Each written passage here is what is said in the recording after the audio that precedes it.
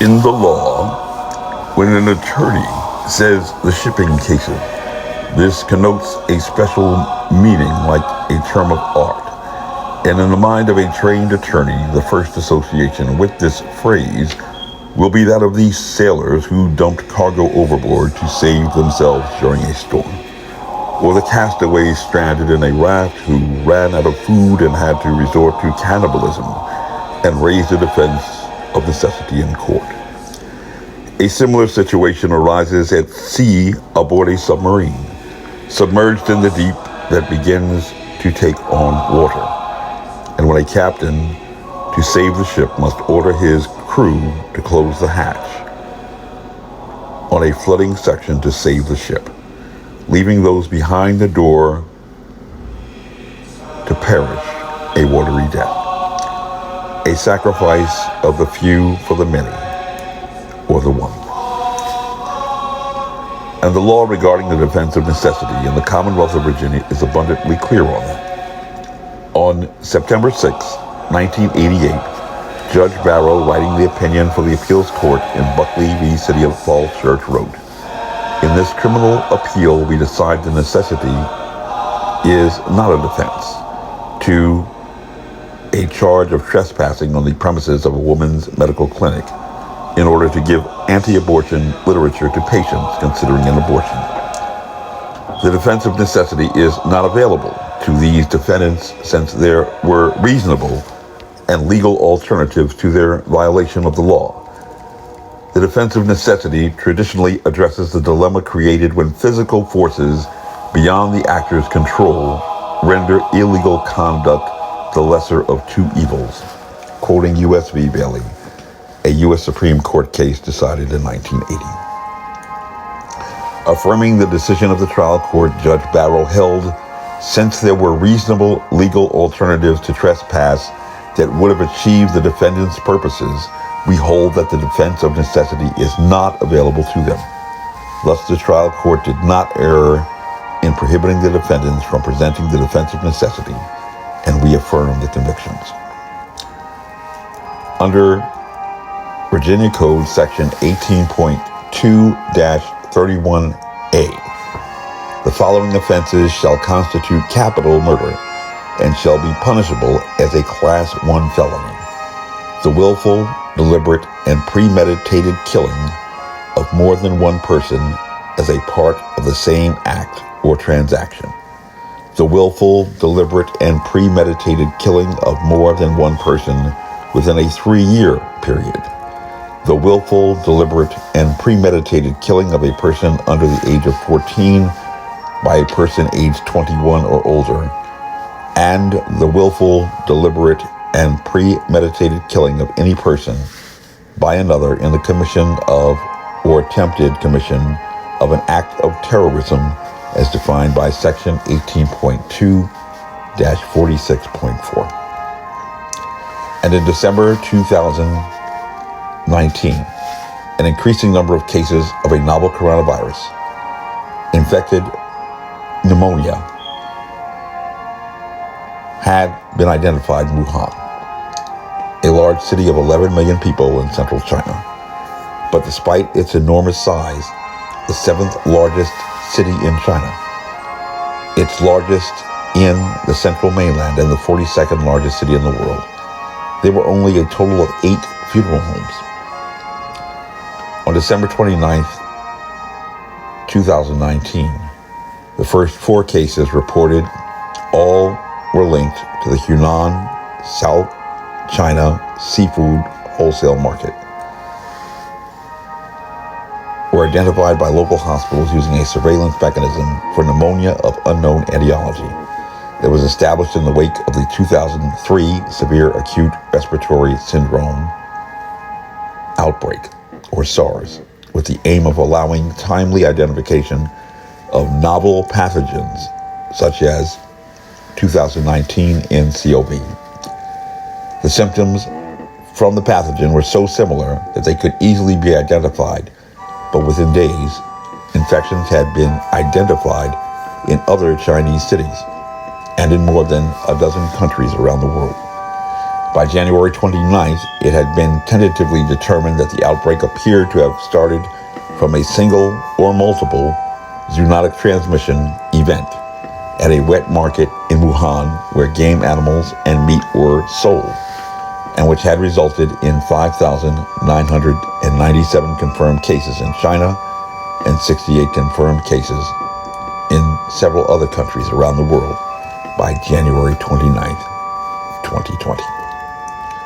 Describing the crime scene, early reports noted that the venue that was widely speculated to be the source of a highly infectious pathogen outbreak, the Hunan seafood wholesale market, was a scruffy complex of 1,000 stalls spread over an area the size of 9 football fields, the largest of its kind in central China, mostly supplying seafood to Wuhan's residents and restaurants, where later only a total of 33 out of 585 environmental samples were collected that indicated the presence of coronavirus disease 2019.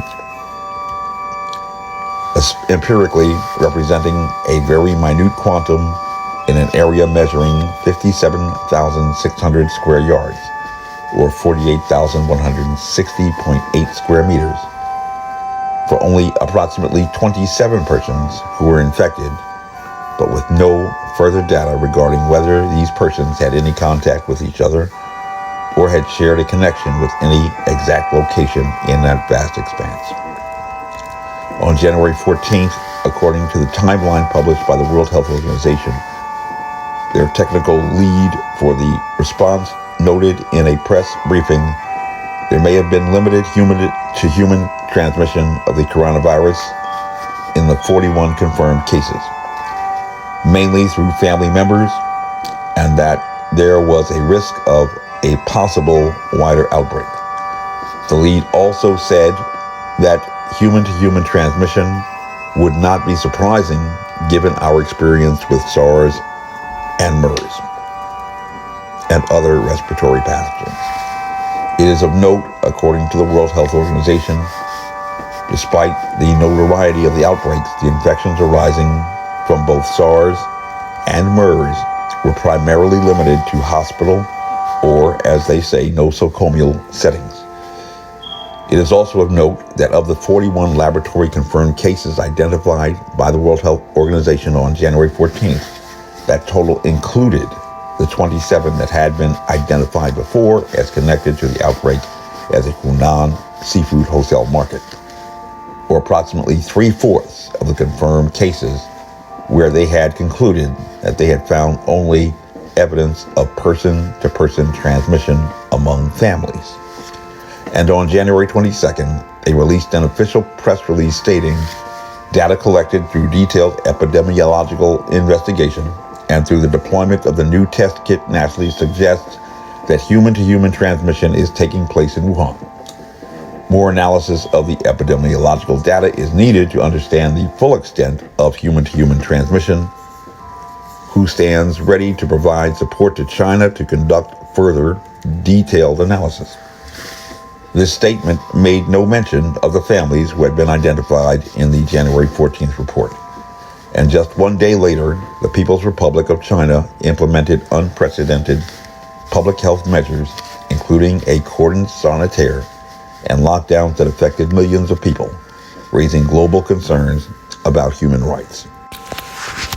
By the beginning of March, 83% of the 89,000 laboratory-confirmed cases known to that date, or about 59,000, had been recorded in China, where doctors and health authorities had been battling an epidemic for 2 months. And the Assistant Deputy General for the World Health Organization specifically stated in an interview at that time that the lockdowns people are referring to, the human rights concerns, usually reflect the situations in places like Wuhan, the city in Hubei province where the virus was first detected. The lockdown was concentrated in Wuhan and 2 or 3 other cities that also exploded with COVID-19 cases. These are places that got out of control in the beginning of the outbreak, and China made this decision to protect China and the rest of the world. And that bears repeating, because Dr. Fauci and Democrat governors like Ralph Northam decided to repeat that example. And it is a solution endorsed by Democrat nominee Joe Biden to save the ship of state. According to the World Health Organization on March 3rd, the People's Republic of China made the decision to close the hatch. Close the hatch like on a sinking submarine. And what was the result? According to the Assistant Deputy General, after reviewing over 59,000 cases in the People's Republic of China, they found that infection spread was predominantly amongst families. Again, explaining that it was not a big surprise because China had shut down a lot of the other ways people could gather, and family clusters are the closest, longest exposures to the virus, and getting the virus is a function of whether someone's got it and how long they're exposed and how much virus they are shedding. Assuming an infectious disease, that's simply the science of an infectious disease. But what baffled him as an epidemiologist, even on that date, was that the infections were not occurring in the larger community, stating, people keep saying the cases are the tip of the iceberg, but we couldn't find that. We found there's a lot of people who are cases and a lot of close contacts, but not a lot of asymptomatic circulation of this virus in the bigger population. And that's different from flu. In flu, you'll find this virus right through the child population, right through the blood samples of 20 to 40% of the population.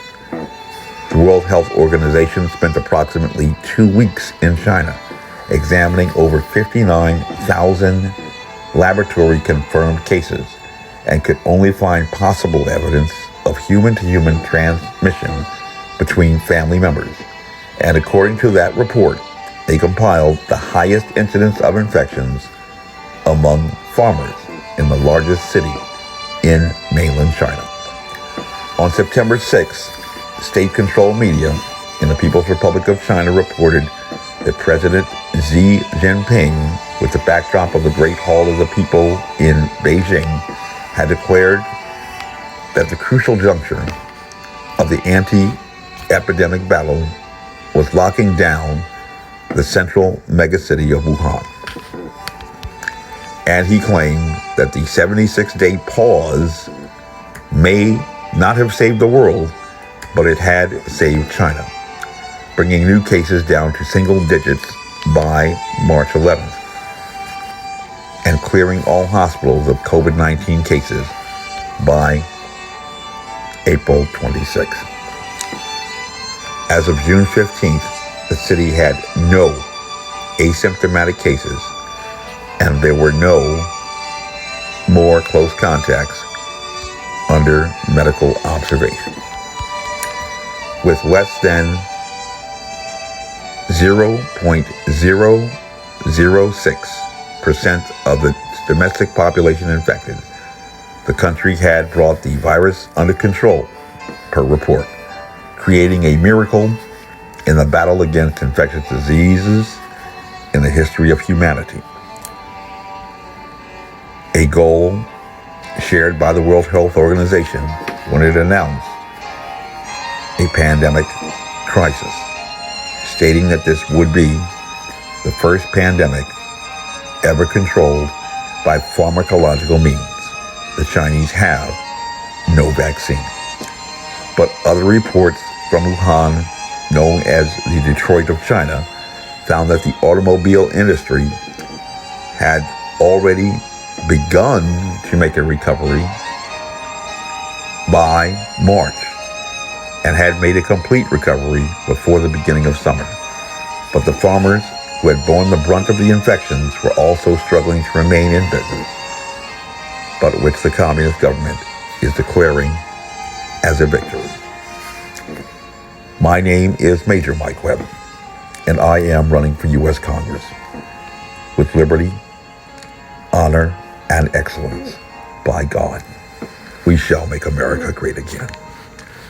Honest. This advertisement was authorized by Mike Webb.